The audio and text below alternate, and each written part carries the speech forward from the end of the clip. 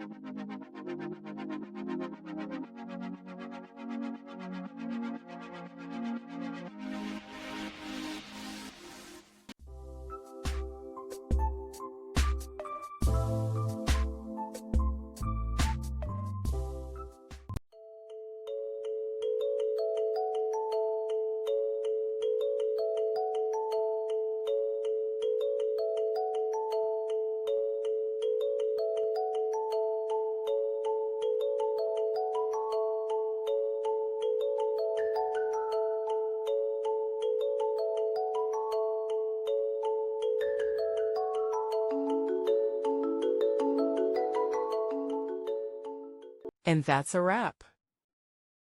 I hope you found the answer you were looking for. If you did, take a second to hit that subscribe button. It really helps out. And let me know in the comments which solution worked best for you. See you next time in the debug zone.